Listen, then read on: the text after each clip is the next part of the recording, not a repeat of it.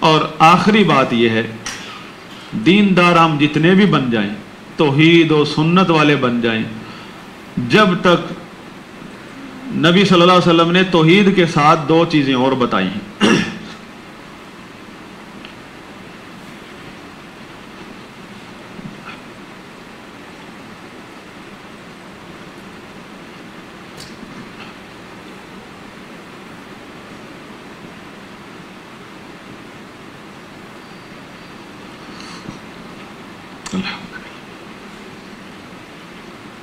تین چیزیں ہیں، ایک کہ ایک آدمی کے دل میں،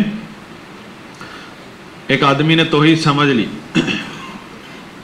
دو اور چیزیں، ایک چیز ہے یہ تین چیزیں بتائیں جس بندے کے دل میں بیک وقت جمع ہو جائیں، اس کے دل میں نہ خیانت، نہ غداری اور نہ دین حق کو ٹھکرانے کی جرت پیدا ہوگی۔ توحید کے بعد دو چیزیں ہیں، ایک ہے حاکم وقت کے متعلقہ، ایک ہی حدیث میں بتائی ہے، ایک ہے حاکم وقت سے متعلق، ایک دوسری ہے ریاست سے متعلق، اسٹیٹ سے متعلق۔ توحید کے بعد اور مشرکین عرب میں جب آپ صلی اللہ علیہ وسلم نے دعوت شروع کی، توحید کا مسئلہ تھا نا پہلے، اس کے بعد جو سب سے پہلا مسئلہ جس میں مشرکین مکہ کی طرف سے مخالفت کا سامنا ہوا وہ تھا سسٹم، کہ آپ صلی اللہ علیہ وسلم کی دعوت یہ تھی، یا ایھا الذین آمنوا اطیعوا اللہ واطیعوا الرسول واولی الامر منکم، اے ایمان والو اللہ کی اطاعت کرو، اس کے رسول کی اطاعت کرو، اور ان لوگوں کی اطاعت کرو، اور ان لوگوں کی جو تم میں سے اصحاب اختیارات یعنی سربراہان مملکت ہیں، جو تم میں سے یعنی مسلمانوں میں سے ہوں۔ یہ مسئلہ مشرکین عرب کو ہضم نہیں ہوا، کیونکہ مشرکین عرب کی خصلت تھی وہ ڈیموکریسی والی، کہ اپنی اپنی پارٹی، اپنا عقیدہ، اپنا قبیلہ، اپنا سردار، یہ نہیں ہو سکتا کہ ہم کسی کو مان لیں، ہم دوسروں پر شب خون مار سکتے ہیں لیکن کسی کو شامل نہیں کر سکتے، نہ کسی کے اس میں شامل ہو سکتے ہیں، اور اس کو بڑا عیب سمجھتے تھے۔ تو توحید کے بعد دو چیزیں ہیں، ایک ہے حاکم وقت سے متعلقہ اور دوسری ہے ریاست اسلامیہ سے متعلقہ۔ اور اہل علم تابعین فرماتے ہیں، ایک تابعی دوسرے محدث کو فرماتے ہیں کہ تم لاکھوں بھی حدیثیں یاد کر لو نا، تمہیں کچھ کام نہیں آئیں گے، تم بڑے سے بڑا محدث بن جاؤ، جب تک تم ہر فاسق فاجر نیک بد کے پیچھے نماز نہیں پڑھو گے۔ یہ اس کا مطلب کیا ہوا؟ کیونکہ اس وقت خوارج کا ایشو، خوارج کی سوچ ابھر رہی تھی۔ خوارج کیوں نمازیں پڑھاتے تھے حکمران، گورنر، شہروں میں بڑی بڑی عیدگاہوں میں جمعے، یہ گورنر پڑھایا کرتے تھے۔ تو یہ خوارج کی سوچ والے لوگ نہیں پڑھتے تھے ان کے پیچھے، ان کی سوچ یہی تھی کلمہ حق والی، امر بالمعروف کے نام پر حکمران یہ انسان ہی ہوتے ہیں۔ آپ چھوٹے سے آفس میں کام کرتے ہوں گے، آپ سے کتنی غلطیاں ہوں گی، کہیں بھی آپ ذمہ دار بن جائے چھوٹا سا، آپ مظلومین کی ایک لسٹ ہوگی جو آپ کے اوپر الزام لگائیں گے، آپ نے ہم پر ظلم کیا ہے، آپ نے ہم سے زیادتی کی، اور حقیقت میں بھی کر رہے ہوں گے۔ تو یہ تو اللہ کے نبی نے بتایا کہ حکمران جو ہے مسلمانوں کے اس حد تک بھی آ سکتے ہیں۔ صحابہ کو بتایا کہ لا یہتدون بہدائی ولا یستنون بسنتی، نہ میری ہدایت پر چلنے والے ہوں گے، نہ میرے طریقے پر، اور فیہم رجال قلوبہم قلوب الشیاطین، ایسے لوگ ہوں گے ان کے بیچ میں حکمران طبقے میں کہ شیاطین کے دل لگے ہوئے، فی جسمان الانس، انسان کا بس دھڑ ہے۔ لیکن کیا فرمایا؟ پھر بھی تسمع و تطیع، سن اور مان، انہی کی سن، وہ تمہارے امیر ہیں۔ امیر، مسلمان کا امیر جو ہے وہ حاکم وقت ہوتا ہے، یا حاکم وقت کی طرف سے جو گورنر وغیرہ مقرر کیے جاتے ہیں صوبوں کے، علاقوں کے، وہ اس علاقے کے امیر ہوتے ہیں۔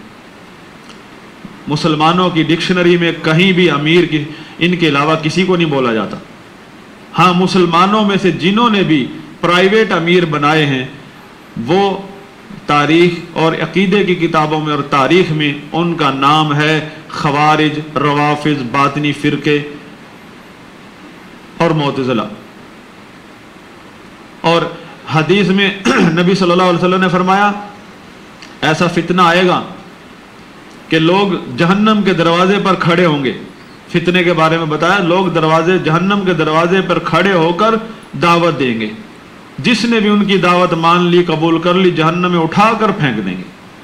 صحابہ نے عرض کی یا رسول اللہ ذرا پہچان کروائے ان کی علامات بتائیے. فرمایا ہم من جلدتنا ویتکلمون بالسنتنا، ہم میں سے ہوں گے اور ہماری زبان بولیں گے.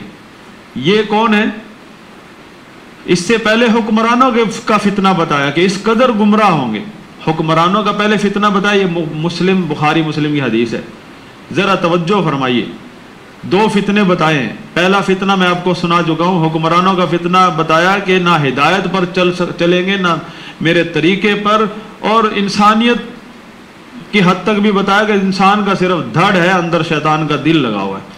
ایسے لوگ جو ہدایت بھی نہیں جانتے، نہ مسلمانوں کا طریقے سے واقف ہیں، اور ان کے اندر انسانیت بھی نہیں، شیطان کا دل لگا ہوا ہے، ان سے آپ کیا امید لگا سکتے ہیں؟ کوئی اسلام کی، اسلامی نفاذ کی، شرعی عدالتوں کی امید لگا سکتے ہیں؟ نہیں لگا سکتے نا. اور صحابہ جیسے لوگوں کو فرمایا کہ وہی آپ کے امیر ہیں، انہی کی سنو، انہی کی مانو. یہاں لوگ یہ ایشو اٹھاتے ہیں نا، بڑے بڑے علماء، کہ یہ ہمارے امیر کیسے بن سکتے ہیں، ان کو تو دین کا نہیں پتا، اور نبی سے زیادہ جانتے ہیں ہم. نبی صلی اللہ علیہ وسلم نے کیا فرمایا؟ دین کیا ان کو انسانیت کا نہیں پتا ہوگا. لیکن اگر ہم میں سے ہیں، مسلمانوں میں سے ہیں، ہمارے حکمران ہیں، بس وہ امیر ہیں آپ کو صبر کرنا ہوگا. اس کی وجہ کیا ہے؟ اس کے اندر حکمت عملی کیا ہے؟ وہ بہت ساری ہیں. فتنوں کا توڑ ہے اس میں، کیونکہ اس کے پیچھے اگر آپ یہ شریعت کے آرڈر پر، حکم پر عمل نہیں کریں گے، اتنا بڑا فتنہ ہے کہ امت کی اجتماعیت چلی جائے، قوت ختم ہو جائے گی، دشمن کامیاب ہو سکتا ہے. یہاں تک فرمایا وَإِن أُوصِيكُمْ بِتَقْوَى اللَّهِ، میں تمہیں اللہ کے تقوی کا حکم دیتا ہوں، وَالسَّمْعِ وَالطَّاعَةِ، اور اس بات کا حکم دیتا ہوں کہ حکمران کی سنو اور مانو. وَإِن تَأَمَّرَ عَلَيْكُمْ عَبْدٌ حَبَشِيٌّ، اگرچہ تم پر مسلط کیوں نہ ہو جائے کوئی حبشی غلام. حبشی غلام مارکیٹ کی چیز ہے، بکاؤ مال ہے اور گھٹیا مال ہے. بکاؤ اور گھٹیا مال، یہ بھی نہیں کہا روم کا کوئی غلام ہو، کوئی فارسی غلام ہو، یہ تو قابل ترین غلام سمجھے جاتے تھے. حبشی غلام جس کا دماغ ہی کام نہیں کرتا کہ مالک کھانا کھا رہے ہیں یا باتیں کر رہے ہیں، ان کو اتنا بھی شعور نہیں ہوتا ہے. اس کو کوئی خلافت اسلامیہ کی سیٹ پر، جہاں بڑے بڑے جرنیل صحابہ بیٹھے ہوں، اور وہاں ان پر کس طرح مسلط ہو جائے گا وہ. اللہ کے نبی نے یہ فتنہ بھی بتایا کہ ایسا بھی ہو سکتا ہے کہ قوم کے بڑے بڑے جرنیل اور دانش مند لوگ بیٹھے ہیں، ان کے اوپر کسی نے مسلط کر دیا ایک بکاؤ مال کو. اس حالت میں بھی آپ کو کیا کرنا ہے؟ مجھے اور آپ کو نہیں کہا، صحابہ کو کہا. اگر آپ صحابہ کو مانتے ہیں پھر آپ مانیں گے. صحابہ کو کہا کہ انہی کی مانو، انہی کی سنو. میں تمہیں حکم دیتا ہوں اللہ کے تقوی کے بعد کہ وہ تمہارے امیر ہیں. چاہے آپ کے دل عمران خان کے ساتھ تھے، مثال دے رہا ہوں، آپ کو سمجھ نہیں آتی نا مثال کے بغیر، پھر سوال کریں گے پیچھے سے. اور شہباز شریف، جب یہ لوگ پی ڈی ایم میں تھے، سب سے بڑا فتنہ پی ڈی ایم کا تھا، اور لیکن اب چاہے امریکہ نے بٹھایا ہے ان کو، آپ کے بقول چاہے امریکہ نے ان کو بٹھایا ہے، پھر بھی یہ آپ کے امیر ہیں. چاہے یہ فتنے کے طور پر آئے ہیں، پھر بھی آپ کے امیر ہیں. چاہے عمران خان ان سے لاکھوں درجے اچھا ہے، پھر بھی آپ کے امیر ہیں، پھر بھی آپ کے امیر ہیں. اور چاہے وہ نواز شریف تھے یا عمران خان تھے، سب کے ساتھ غیر شرعی کام ہوئے، زیادتیاں ہوئی ہیں. چاہے وہ کرپٹ ہیں، چور ہیں، ڈاکو ہیں، پھر بھی ہمیں یہ حق نہیں دیا شریعت نے کہ اپنے سربراہان کو اس طرح ذلیل کریں ہم. چاہے وہ نواز شریف ہے یا شہباز شریف ہے یا وہ عمران خان ہے، چاہے کسی بھی پارٹی کا، پارٹی سب ہمارے نزدیک گمراہ ہیں. سب پارٹی، سب کے نظریہ سیاست گمراہ کن ہے. لیکن ہم نے دیکھنا ہمارے اوپر حقوق کس کے ہیں. والد محترم بھی گمراہ ہو سکتا ہے، لیکن اس کا مطلب نہیں کہ والد نہیں رہا. سربراہ مملکت بھی گمراہ ہو سکتا ہے، اس کا مطلب نہیں کہ اس کی سربراہی بھی تسلیم نہیں کی جائے گی۔ اللہ کے نبی نے حکم دیا ہے کہ فتنے کا حل ہے، آپ کو لگ رہا ہے نا کہ اس کے بیک پر جی فلاں ہے، فلاں طاقت ہے، فلاں طاقت، پھر بھی کہا پھر بھی آپ اس کی اطاعت کرو، اس کو یقین دلاؤ کہ ہم آپ کے باغی نہیں ہیں۔ اور شریعت کی ڈکشنری میں غداری حکمران کے خلاف نکلنے کو کہا جاتا ہے، حاکم وقت۔ دیکھیں توحید کے بعد دو حقوق بتائیں، ایک ہے حاکم وقت کے ساتھ خاص ہے اور ایک ہے اسٹیٹ کے ساتھ خاص ہے۔ ہمارے ہاں ڈیموکریسی کی زبان میں لوگ جو ہے نا گمراہ کرتے ہیں دوسروں کو کہ اسٹیٹ کا تو میں محب وطن ہوں اور حکومت کو میں چھوڑوں گا نہیں، اسٹیٹ کا تو میں ہوں سب سے پہلے پاکستان، میں پاکستان ہوں، اور حکمران کا کسی کو میں چھوڑوں گا نہیں۔ آپ کوئی آ جائے باہر سے، وہ کہ جو جامعہ بکر کی انتظامیہ ہے ان کو تو میں چھوڑوں گا نہ، ان کے گارڈ کو چھوڑوں گا نہیں، جامعہ کے ساتھ میں مخلص ہوں۔ مخلص تو پھر وہ ہمارے مال سے ہوا نا، ہمارے ساتھ مخلص تھوڑا وہ تو چاہتا ہے کہ کرسی چاہتا ہے، ملک کو یرغمال بنانا چاہتا ہے۔ اور کیا کرے یہی لوگ پھر کیا کہتے ہیں، یہ جو ہے نا یہ بادشاہ یہ اپنی کرسی بچانے کے لیے فوج بنائی ہے اس نے، اچھا کرسی بچانے کے لیے فوج بنائی اور تمہارے لیے نہیں بنائی، تو اس کی کرسی بچے گی تو تم بچو گے، اس کے اوپر فرض ہے، حاکم وقت کے اوپر فرض ہے کہ اپنی کرسی کی حفاظت کرے، کوئی استعفیٰ مانگے تو استعفیٰ نہ دے، یہ امانت ہے قوم کی، حاکم وقت کی گردن میں امانت ہے کرسی، یہ تھوڑا کہ کوئی دھرنا دے کے بیٹھ جائے اور استعفیٰ مانگے دے لو پکڑ لو، یہ تو پھر ہم قوم کو مایوس کر دیا اس نے۔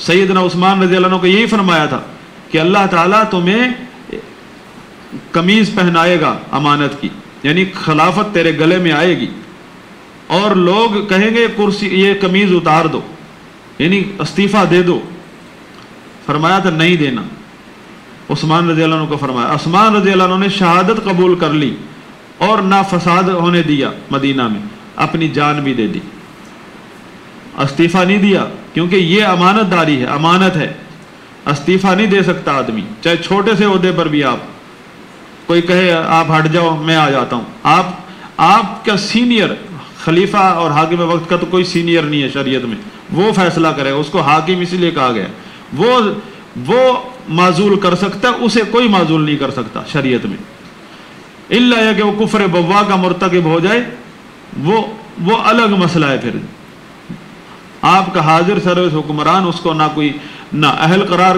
دینے کا حقدار ہے شریعت میں، اور نہ اسے کوئی معزول کرنے کا سوچنے کا حقدار ہے۔ یہ حقوق جب تک نہیں سمجھ آئیں گے یہ توحید کام نہیں آئے گی، یہ اہل حدیث بننا بھی کام نہیں آئے گا آپ۔ اور یہ ساری سوچیں کوئی ڈیموکریسی کے نام پر، کوئی کسی ازم کے نام پر، سیکولرزم کے نام پر، لبرلزم کے نام پر، یہ سب مسلمانوں میں جو ہے یہ ساری خارجیت کی دوسری شکلیں ہیں، یہ صرف جو ہے نا ان کے اوپر سٹیمپ لگ کر آئی ہے باہر کی یورپ کی، ہیں وہی خارجی افکار ہیں، غلیظ ترین افکار ہیں، جس نے مسلمانوں کی ریاستوں کو توڑ کے رکھ دیا ہے۔ ریاستیں موجود ہیں، اندر پاور ختم کر دی ہے، اور پاور مسلمان کی ریاست کے اتحاد میں ہے، اور ریاست کا اتحاد جو ہے سیدنا عمر رضی اللہ عنہ نے فرمایا تھا لا اسلام الا بالجماع، اسلام نہیں ہے بغیر جماعت کے۔ جماعت، اب لفظ جماعت آتا ہے تو فوراً ہر کسی کے ذہن میں آتا ہے ید اللہ علی الجماع، میری جماعت پر اللہ کا ہاتھ ہے۔ تمہاری جماعت کون سی؟ مسلمانوں کی جماعت ہوتی ہے، جو آپ نے اپنی بنائی ہے وہ تو ایک قسم کا آپ نے دکان بنائی ہے۔ ایک مسلمانوں کی جماعت ہے، اور مسلمانوں کی جماعت کیا ہے؟ وہ حکمران کی قیادت میں ہوتی ہے۔ مسلمانوں کی جماعت بمعنی اجتماع ہے، جماعت بمعنی اجتماع ہے۔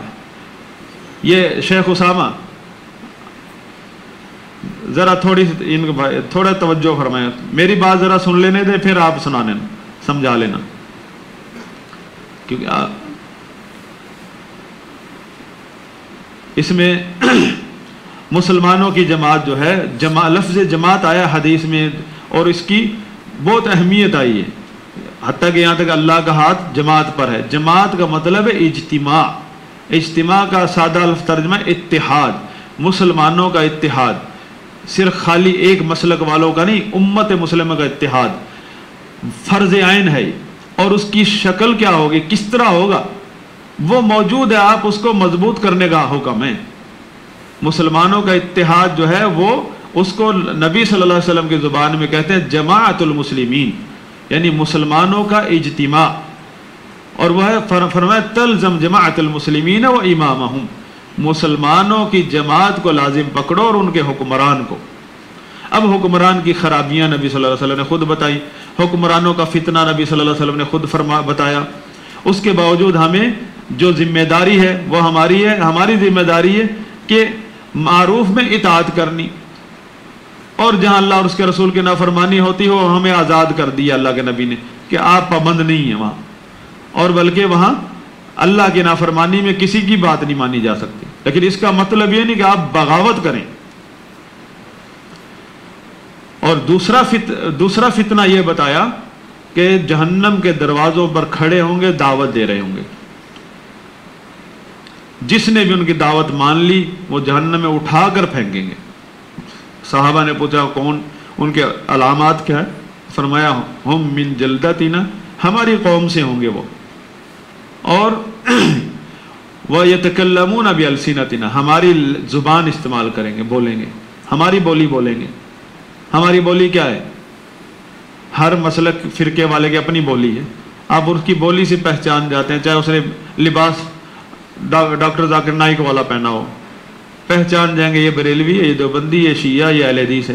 اور اہل حدیثوں میں کون سی جماعت کا یہ بھی پہچان جائیں گے، دیوبندیوں میں کون سی جماعت کا یہ بھی پہچان جائیں گے، صرف اس کی بولی سن کر، زبان سن کر پہچان جاتے کہ نہیں؟ اتنی صلاحیت ہے نا آپ میں، پھر کیوں کہتے ہیں کہ ہمیں سمجھ نہیں آتی کچھ؟ سب کی بولیاں پہچانتے ہیں آپ، صرف آپ چاہتے ہیں کہ بولی آپ کی مرضی کی ہو۔ تو اللہ کے نبی نے فرمایا ہماری بولی بولیں گے، یعنی مسلمانوں کی۔ اور دوسرا پھر ہر مسلک والے کے میں اس کی بولی کے لوگ آئیں گے۔ آپ اہل حدیث تو اہل حدیثوں کی بولیاں بولنے والے بھی ہوں گے۔ اہل حدیث کی بولی کیا ہے؟ تقلید حرام ہے، قرآن و حدیث ہے، اتباع ہے، رفع الیدین ہے، آمین ہے، سینے پر ہاتھ ہیں، پتہ چل جاتا ہے کہ یہ اہل حدیث ہیں، سنتوں کی پابندی۔ تو اس طرح کی بولیوں والے بھی آئے ہیں جنہوں نے بچوں کو داعش پر لگا دیا، کسی کو القاعدہ پر لگا دیا، کسی کو ٹی ٹی پر بھی لگایا، اس طرح کی بولیوں والے بھی ہیں۔ اس بولی والے ابھی تک ہیں، ابھی تک القاعدہ کے منہج پر لگائے پھر رہے ہیں پورے پاکستان کو، اور القاعدہ لسٹوں میں خوارج ہے، سب کی لسٹوں میں، اور ان کے منہج پر، ان کے نظریات پر ابھی تک لگایا ہوا ہے پوری قوم کے بچوں کو، اور عزت بھی ملی ہوئی ہے ان کو۔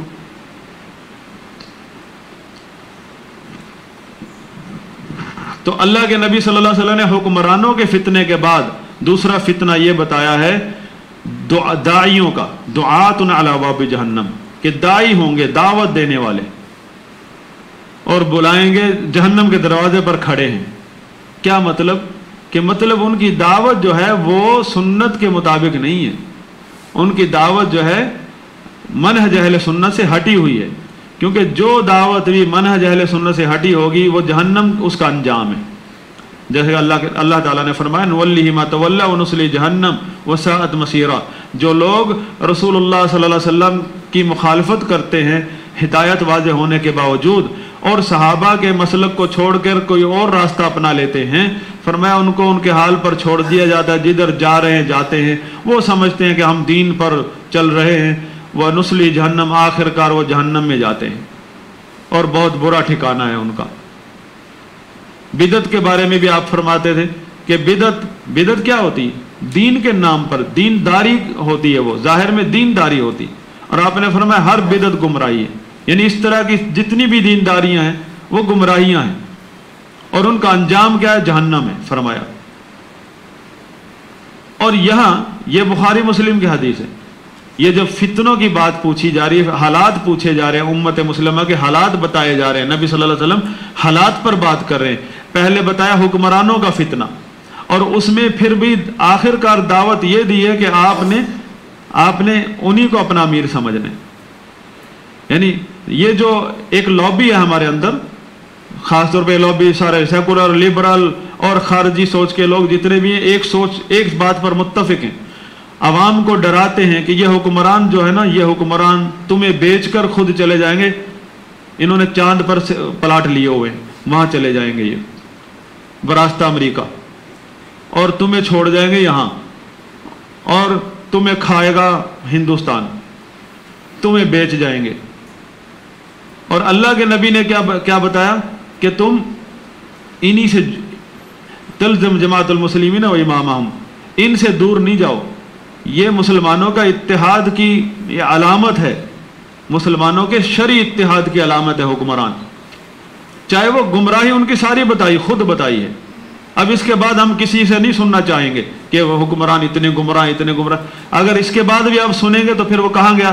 محمد رسول اللہ صلی اللہ علیہ وسلم کی جو شرائط پڑھی تھی ہم نے، جب رسول اللہ صلی اللہ علیہ وسلم نے خود آپ کو بتا دیا ہے کہ آپ کے حکمران اس حد تک گمراہ ہو سکتے ہیں کہ انسانیت بھی نہیں ہوگی ان میں، پھر آپ کان دھرتے ہیں کبھی جماعت اسلامی کا لٹریچر، کبھی تنظیم اسلامی کا، کبھی کسی جہادی تنظیم کا، کبھی کسی لبرل کا، کبھی سیکولر کا، کبھی ڈیموکریسی کا، ہر بخار چڑھا ہوتا ہے۔ جب حدیث میں سن لیے، اس سے اوپر کیا سن سکتے ہیں آپ؟ اب سب کو ایک بات کہیں بھئی حال کیا ہے؟ نبی صلی اللہ علیہ وسلم نے جو بتایا وہ آپ بتائیں، اس کا تو دشمن ہے۔ نبی صلی اللہ علیہ وسلم نے جو بتایا ہے کہ ہم نے کیا کرنا کیا ہے، اس کا تو وہ دشمن ہے۔ سیکولر، لبرل اور خارجی سب دشمن ہے، تحریکی، انقلابی سب دشمن ہے نبی کے منہج کے۔ یہ باتیں کیوں سنا رہے ہو ہمیں کہ حکمران یہ کھا گئے، وہ پی گئے، وہ لوٹ گئے؟ یہ سب کچھ بتا دیا نبی صلی اللہ علیہ وسلم نے۔ وہ انو خذ مالک و ضرب ظہرک، مال بھی کھا جائیں گے، تمہیں بھی پیٹیں گے۔ پھر بھی فرمایا صحابہ جیسے نیک لوگوں کو فرمایا تمہارے امیر وہی ہیں۔ اب ہمیں تم کیا سنانا چاہتے ہو یہ کر کے بتا کے، دن رات ایک کر کے، بس کبھی جلسے ہو رہے ہیں، کبھی کانفرنس ہے، ٹاپک کیا؟ حکمرانوں نے یہ کھا لیا، حکمرانوں نے یہ کر دیا۔ اور بھائی یہ تو ختم ہو گئی بات، اب ہمیں آگے بتاؤ کرنا کیا ہے؟ تمہاری بات مانے یا نبی کی بات مانے؟ آپ داڑیاں دیکھ کر یا ان کی تائیاں دیکھ کر متاثر ہو جاتے ہیں۔ نبی کی بات کیا ہے؟ نبی صلی اللہ علیہ وسلم نے فرمایا اسمع واطع، سن اور مان۔ اور نبی صلی اللہ علیہ وسلم نے جب ان کا چہرہ دکھایا ہے، ان لوگوں کا، ان کا خود کا جو حکمرانوں کے خلاف بھڑکاتے ہیں، اسٹیٹ کے خلاف بھڑکاتے ہیں، ان کا چہرہ دکھایا فوراً اگلے جملے میں، فرمایا جہنم کے دروازوں پر کھڑے ہیں، دعوت دے رہے ہیں تمہیں، ان کے قریب بھی جاؤ گے جہنم میں اٹھا کے پھینک دیں گے۔ حکمرانوں والے جملے وہ پتہ ہے حدیث میں، جو ان کے بارے میں، خود کے بارے میں، تو اللہ کے نبی نے تو خبردار ان سے زیادہ کیا ہمیں۔ یہ ڈرا رہے ہیں، حکمرانوں سے ڈرا کے ہمیں اپنے قریب کر رہے ہیں عوام کو، کہ حکمران لوٹ گئے، کھا جائیں گے، تمہیں بیچ جائیں گے اور بھاگ جائیں گے، ملک ہی بیچ کے چلے جائیں گے۔ چلو ملک بیچے، ملک کے ساتھ ہم بھی بک جائیں گے، جہاں ملک ہوگا ہم بھی وہیں ہوں گے، ہمارا کوئی قیمہ تو نہیں بنا کے کھائے گا۔ جب انگریز آیا تھا جب بھی ہم یہاں تھے الحمدللہ، جب فرعون آ جائے پھر بھی ہم یہیں ہوں گے۔ فرعون کچھ نہیں بگاڑ سکتا مسلمانوں کا ایمان کا۔ اس نے کہا جادوگروں جب ایمان لیا انہوں نے کیا کہا تھا؟ انا الی ربنا لمنقلبون، ہم اپنے رب کے پاس چلے جائیں گے اگر تم مار دے گا ہمیں، ہمارا کچھ نہیں بگاڑ سکتا تو، ایمان کی دولت ہمیں مل گئی ہے۔ ڈراتے کس چیز سے ہو؟ ڈر ان کو اپنی کرسیوں کا ہے، جس کا نام اسلام رکھا ہوا ہے۔ ان کی کرسیاں چلی جائیں گی، ان کے جو سبز باغ ہیں وہ جل جائیں گے، اور ایندھن ہے وہ عوام کو بنایا ہوا ہے۔ تو اللہ کے یہ جو فتنہ بتایا نبی صلی اللہ علیہ وسلم نے کہ جہنم کے دروازوں پر کھڑے دعوت دے رہے ہیں، پڑھیں حدیث میں، اس کی شرح میں پڑھیں ائمہ کرام نے کن کے بارے میں نشاندہی فرمائی۔ یہ کون لوگ ہیں؟ یہ وہ لوگ ہیں جو ریاست کے اندر، اسلام مسلمانوں کی ریاست کے اندر کرسی کے نام پر فتنے برپا کیے، جنہوں نے تاریخ میں حکمرانوں کے خلاف نکلے ہیں۔ خوارج کا نام لکھا ہوا، خوارج، معتزلہ، باطنی فرقے سب اس کا مصداق ہیں۔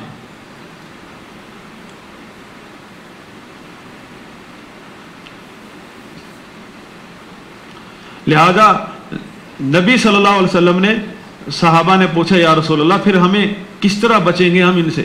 فرمایا اس موقع پر فرمایا تھا تلزم جماعت المسلمین و امامہم، مسلمانوں کی جماعت کو لازم پکڑ لو اور ان کے حکمران کو۔ حکمران سے تو یہ ڈرا رہے ہیں آپ کو جن سے اللہ کے نبی نے ڈرنے کا حکم دیا ہے۔ حکمران سے یہ لوگ یہ اس لیے ڈراتے ہیں کہ اللہ کے نبی نے ان سے بچ کر جو پناہ گاہ بتائی ہے وہ حکمران ہے اور اسٹیٹ ہے۔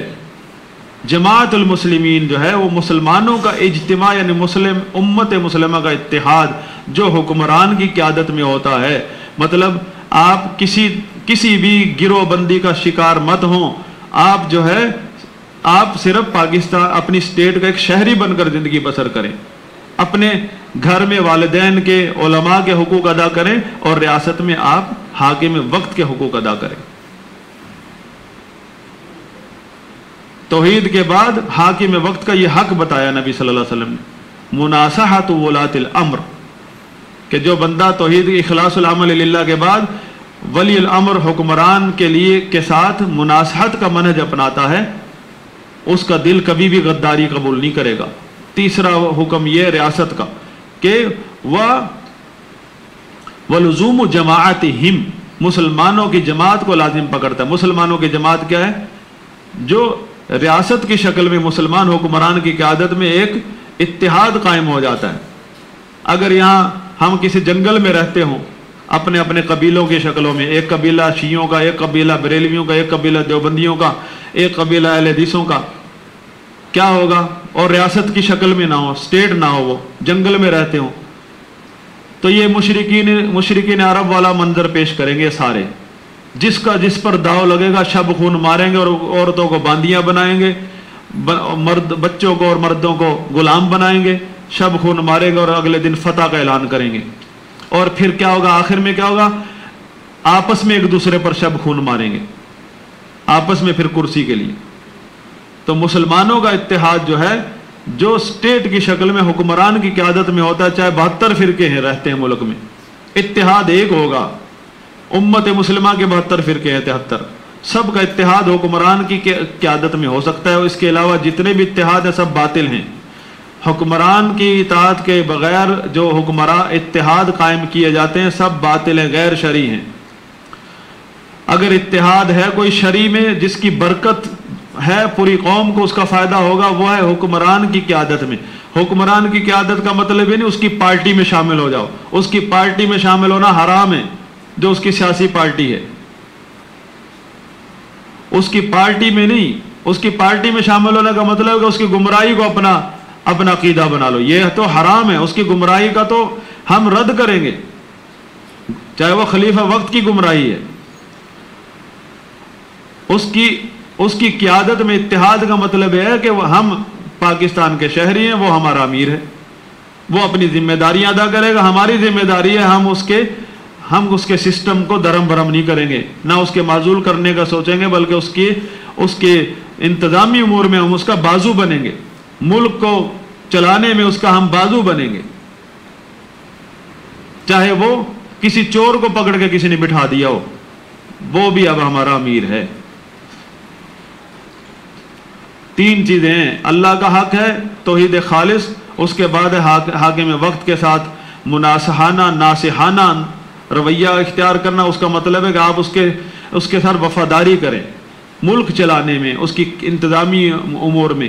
تیسرا، ریاست کا ایک شہری بن کر زندگی بسر کریں، کسی گروہ بندی کا شکار مت ہوں، اور عقیدہ صحابہ اور تابعین والا اپنائیں، چاہے پورا ملک آپ کے خلاف ہو جائے، چاہے حکومت ساری خلاف ہو جائے، صحابہ والے عقیدے سے آپ بغاوت نہیں کر سکتے۔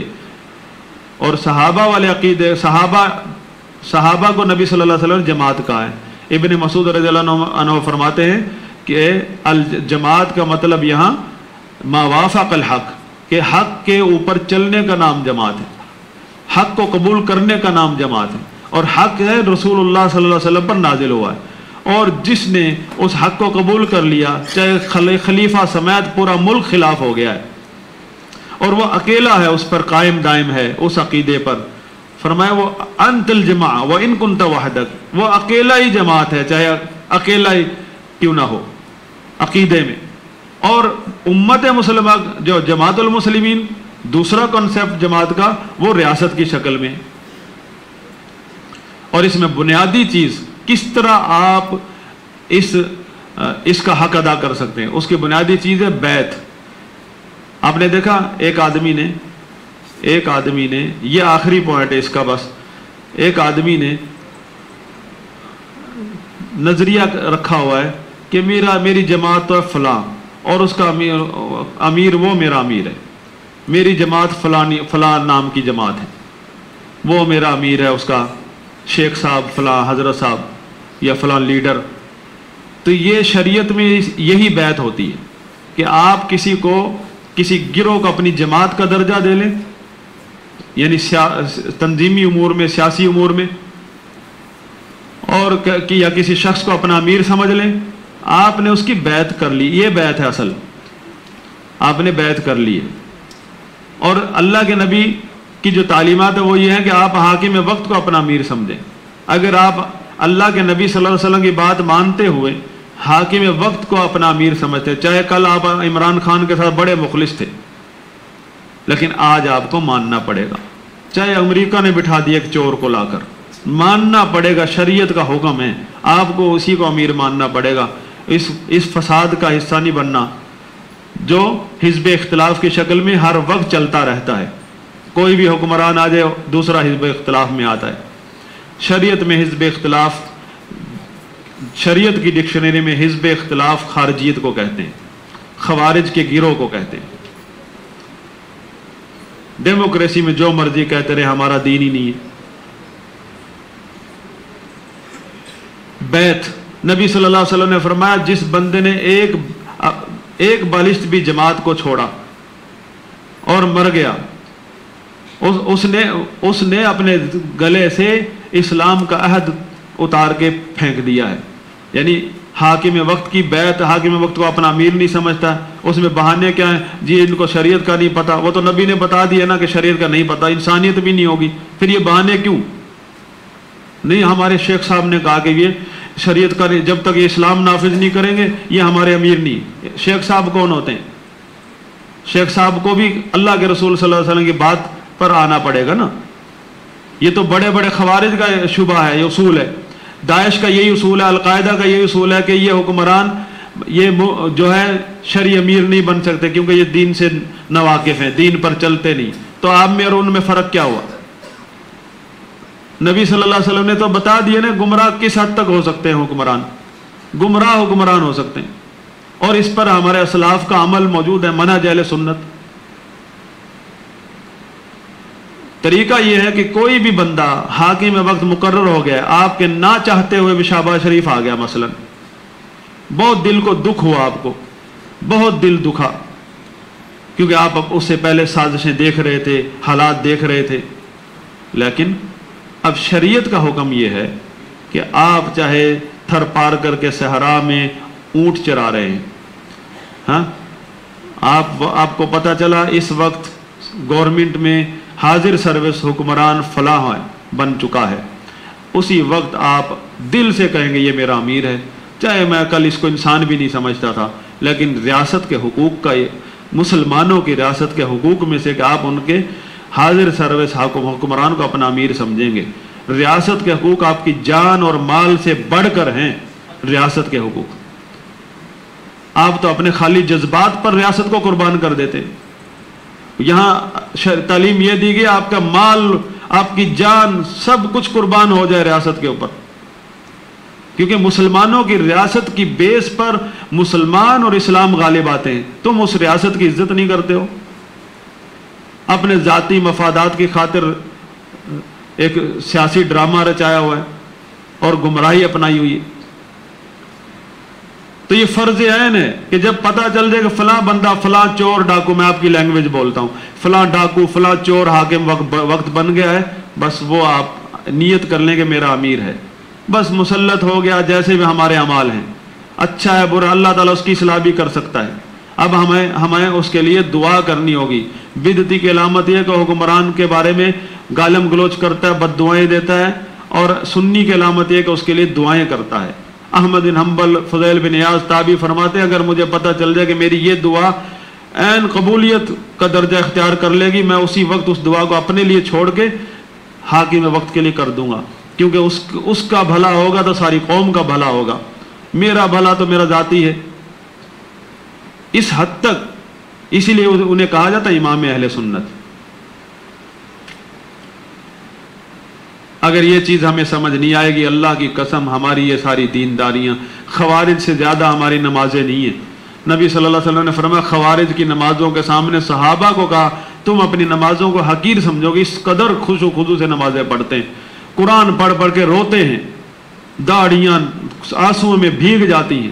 صحابہ نے جب ان سے لڑائی کی خوارج سے علی رضی اللہ عنہ کی قیادت میں، کہتے ہیں جب رات کو خیمے لگتے تھے آمنے سامنے، لڑائی بند ہو جاتی نا، کہتے ہیں ان کے خیموں سے تہجد پڑھتے ہوئے قرآن پڑھنے کی آواز صحابہ کے خیموں میں آتی تھی، روتے تھے، قرآن پڑھ، دن میں لڑتے تھے، جہاد کرتے تھے خلیفہ وقت کے خلاف۔ اور صحابہ کہتے ہیں ہم ان کے اس اتنے تقوی کے باوجود بھی ہم ان سے دھوکہ نہیں کھایا، ہم نے ان کو قتال کیا، آپریشن کیا، سرکاری آپریشن جو ہے خوارج کے خلاف، یہ شریعت میں افضل عمل ہے۔ خوارج کے ہاتھوں جو شہید ہو جائے، قتل ہو جائے، کوئی شہری کوئی فوجی، اللہ کے نبی نے فرمایا بہترین شہید ہے اس وقت کا۔ اور خوارج چاہے فاسق فاجر حکمران کے ہاتھوں قتل ہوا ہے، خارجی چاہے ایک آدمی قرآن ایک آدمی شہادت، پھر بھی اللہ کے نبی نے فرمایا آسمان کے نیچے اس سے بدتر غلیظ کوئی لاش نہیں ہے۔ کیوں؟ اس نے مسلمانوں کا امن، مسلمانوں کی ریاست کا وقار، مسلمانوں کے حکمرانوں کے حقوق سب پامال کر دیے۔ حسن بصری رحمۃ اللہ علیہ سے پوچھا گیا ان لوگوں کے بارے میں جو بڑے فکر مند رہتے ہیں، اسلام کے ٹھیکیدار ہیں، فرمایا دنیا دار ہیں یہ۔ کیسے؟ پوچھنے والے نے کہا یہ تو ہر وقت اسلام اسلام، سب گھر بار بھی چھوڑ دیتے ہیں، اپنی زندگی تباہ کی ہوئی ہے اسلام کی خاطر۔ کہتے ہیں انہوں نے کہا حسن بصری رحمۃ اللہ علیہ تابعی ہیں، فرمانے لگے مجھے بتاؤ حکمرانوں نے کب ان کو صدقہ خیرات، حج زکوٰۃ اور نماز روزے سے، عبادت سے روکا ہے؟ ان حکمران ان کی کرسی میں رکاوٹ ہے، تو اسی لیے تکلیف ہے ان کو، کرسی چاہیے ان کو۔ تم سمجھتے کہ اسلام اور جنت کے لیے جا رہے ہیں، جنت ان کے اوپر جو فرائض ہیں وہ تو ان کے اختیارات میں ہیں، حکمران کے اختیار میں تو نہیں ہے۔ بھائی جو اسلام، کتنے ہمارے بھائی کہتے ہیں اسلام کیسے نافذ ہوگا پاکستان میں؟ بھائی آپ کے ہاتھ میں اسلام نافذ، آپ پاکستان کی ریاست کو حق دے دو، اسلامی حق دے دو، آپ نے دینا ہے۔ پاکستان کے حکمران کو اپنا امیر سمجھ لو، بیعت کر لو، آج اپنی جماعتیں چھوڑ دو، یہاں اسلامی نظام کا منظر پیش ہونے لگے گا۔ حکمرانوں کو بھی پھر اللہ تعالیٰ ہدایت دے دے گا، جب آپ چینج ہوں گے تو وہ چینج ہوگا، اور سیاسی فتنہ جام ہو جائے گا۔ آپ کی وجہ سے آگ بھڑکتی ہے فتنوں کی۔ آپ جس فتنے میں دیکھو آپ ہی نظر آتے ہیں، ریلی میں آپ نظر آتے ہیں، پی ڈی ایم میں آپ نظر آتے ہیں، حزب اختلاف میں آپ ہوتے ہیں، ہر جگہ آپ ہوتے ہیں۔ آپ اگر فتنوں سے دور رہیں تو فتنہ دب جائے۔ نبی صلی اللہ علیہ وسلم کی تعلیمات پر عمل کریں ہم۔ یہی وہ افکار ہیں، یہی وہ منہجی کمزوریاں ہیں جس کی وجہ سے ملک میں تخریب کار پیدا ہو جاتے ہیں، ملک میں انتشار پیدا ہوتا ہے، اور ملک کمزور ہوتا ہے، اور مسلمانوں کا اتحاد پارا پارا ہوتا ہے۔ اتحاد، یہ نقطہ یاد رکھے، مسلمانوں کا اتحاد بغیر اسٹیٹ اور حکمران کے باطل ہے۔ اتحاد وہی ہے جو حکمران کی قیادت میں، گورنمنٹ کی شکل میں ہوتا ہے، ریاست کی شکل میں۔ جب آپ یہ پارٹیشن یعنی یہ گروہ بندیوں، مذہبی ہو یا سیاسی ہو، ان کو چھوڑ دیں گے، آپ نے اپنے ملک کو مضبوط کر دیا۔ ملک کو جس نے مضبوط کیا اس نے اپنے عقیدے کو اور اپنے دین کو مضبوط کر دیا، اور اس عمل سے میں اتنی برکت ہے کہ پوری امت کو فائدہ ہوگا۔ وآخر دعوانا ان الحمد للہ رب العالمین، سبحانک اللہم و بحمدک، اشہد ان لا الہ الا انت، استغفرک۔